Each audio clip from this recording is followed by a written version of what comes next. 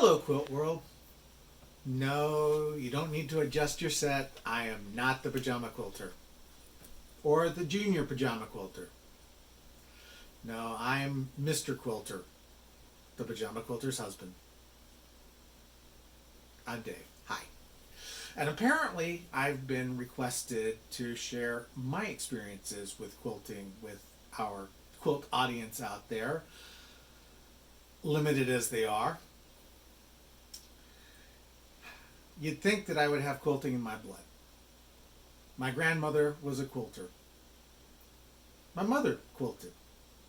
I can think in both cases of the times that they spent at the sewing machine or sitting, in my grandmother's case, frequently just with needle and thread and just doing it all by hand. They worked hard on those quilts. They spent a lot of hours, a lot of weeks, a lot of months. It's not for wimps. And I knew this going in. And then I went and I married a quilter. A designer even.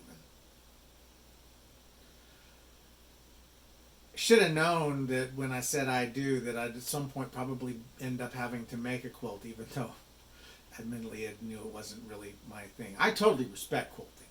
Don't get me wrong. Don't get me wrong. I totally respect it. It is an amazing art form.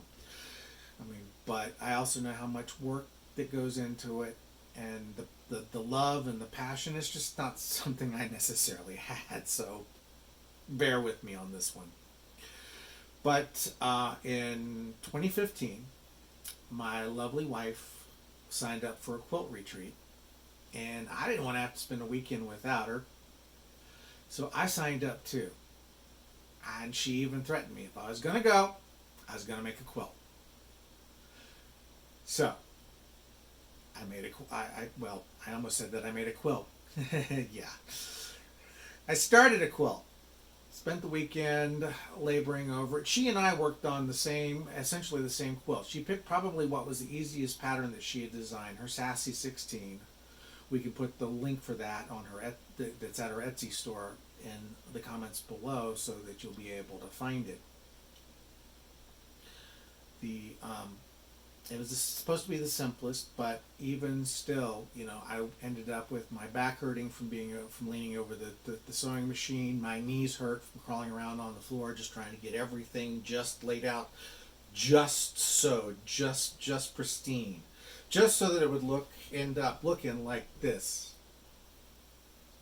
This ain't it. This is the one my wife put together the same weekend. She finished hers within probably a couple of months after that, and that's even after kind of going slow and working on other projects. Mine is still not done. It's been what, 6 years? Oh, I tell you what. And I know that there's still a lot of work that I need to do on this thing, because I've seen people that refer to themselves as quilters that they'll stitch top and then they'll send it out to somebody to have it all basted and pieced together and quilted and the like. Yeah, that's not quilting. That's sewing. And I'm not claiming to be a quilter. I hope I'm being very clear about that. I'm not a quilter, because there's a lot of work goes into all the layers. I have been many a night helping out the Pajama Quilter put together, based some of her creations. We'd be down on the floor with the basting spray. I'd have the job of sitting there holding one end of the quilt, trying to keep it up until she could nicely flatten it out. That project has actually been taken over now by my daughter, the Junior Pajama Quilter, who's taken over for the Pajama Quilter.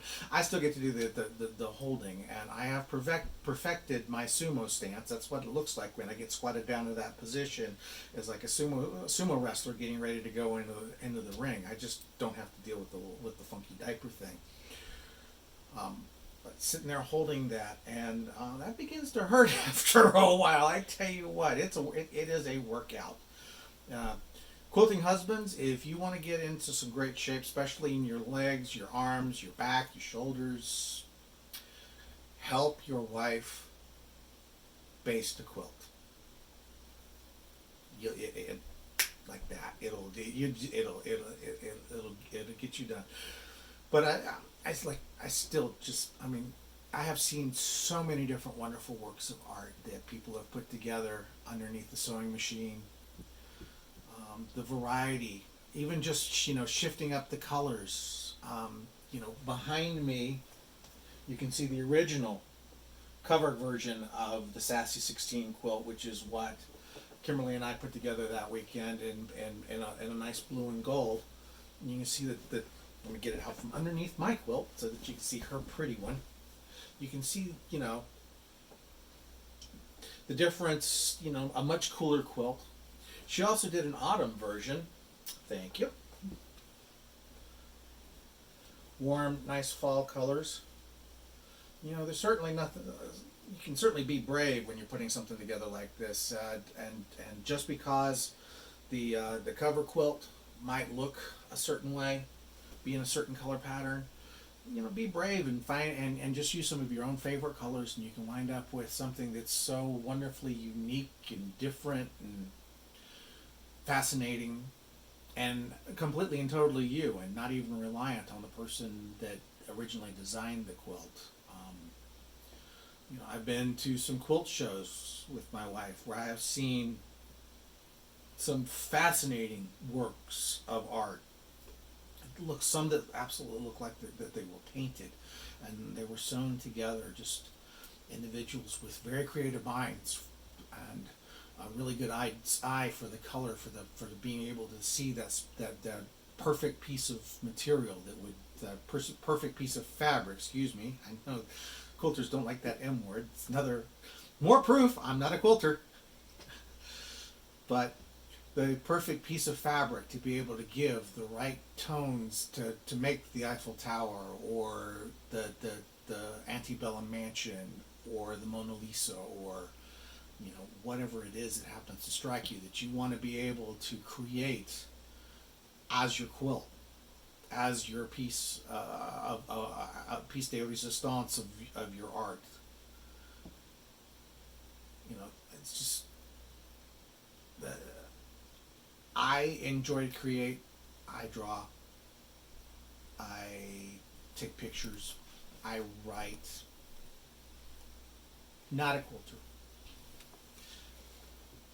Quilting's not for wimps. I guess that makes me a wimp, but I'm kind of okay with that. But God bless all of you out there who are fans of the Pajama Quilter and who are willing to take the time to put these works of art together. Because I'll tell you what, they sure are nice and toasty to cuddle up under, especially with the weather we've been having. Thanks so much. Hugs and stitches.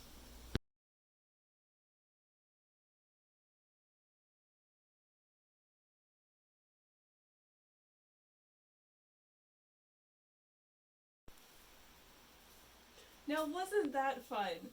I was so inspired that I actually want to make... I already wanted to make a Sassy 16, so I'm going to take these fat quarters and I am going to go through them and walk you guys through the process of picking out colors, how values work, and just... I don't think that there's enough here for a full Sassy 16. Just because you guys know what colors I like. I like the blues, like the greens, the tans. We have some of those here. So that's what I'm going to start with. Blue, green, and tans. Or whites. Tans are off whites. So we have some greens here. I can open this up. Maybe. Maybe. It's not letting me open the ribbon. Slide the ribbon off of one end and then just pull it out. That works. It's been a long day. Alright. So, what you want to do is you want to get 5 lights, 5 mediums, and 5 darks. And then one extra color that can go into any of those categories. Because you Sassy 16 back orders. So I've got 5 greens here. They're pretty much the same value except for this one. This one's the darkest and this one is the lightest. So they would scale like this. Light to dark, but I don't think that's quite enough contrast. Let's see what other colors we've got. We have these ones. If I can open that up as well, because that just doesn't want to slide off. Got these three. Ooh, I like these. Now these have little flecks of gold in them, and I like this yellow with it. Maybe not with that one.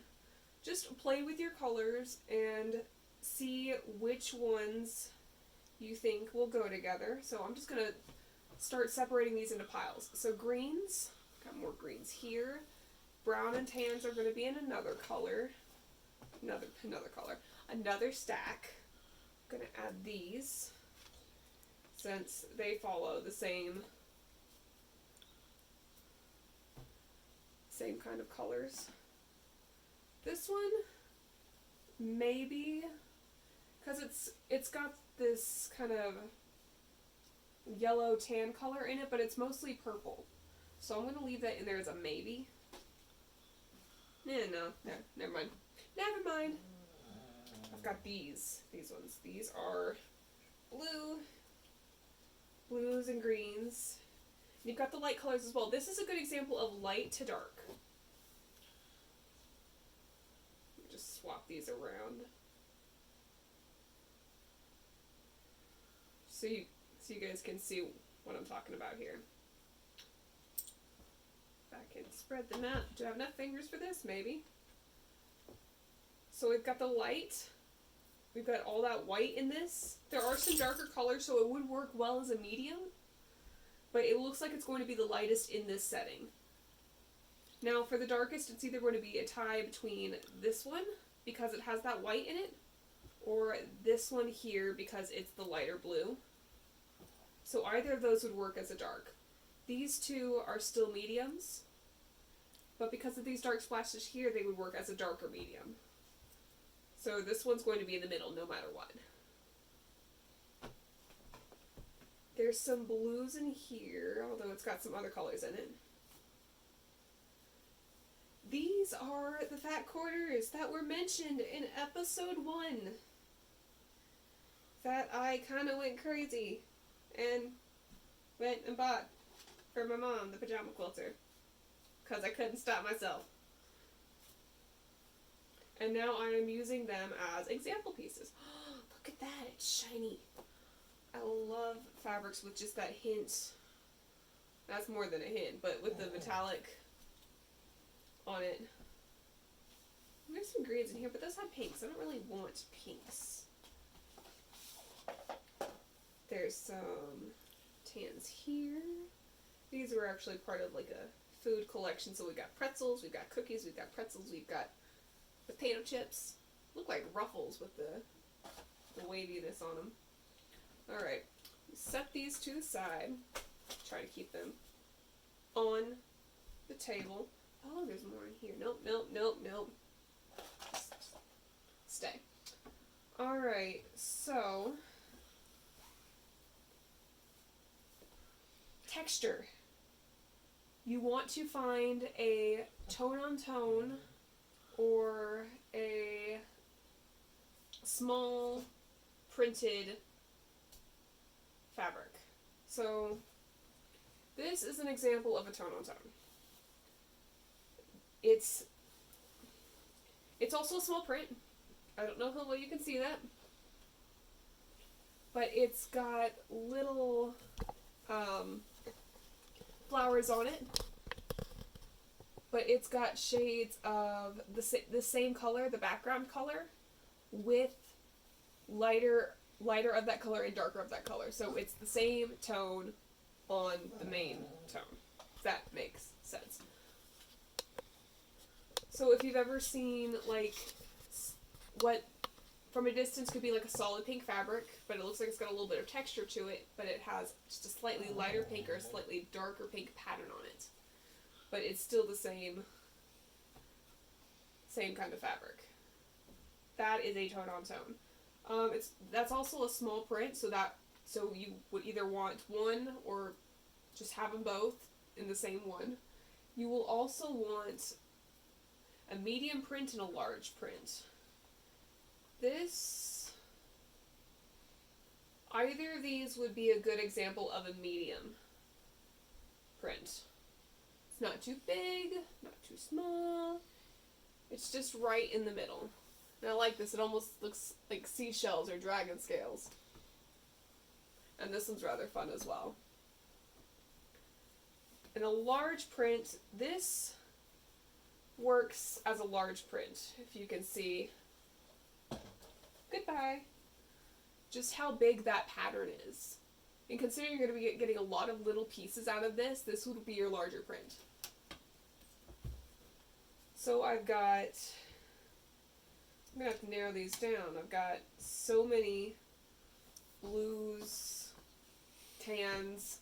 Looks like I'm going to have to go through this a bit more. Who knows, maybe I'll let you guys know what I come up with in the next episode. Thank you for watching!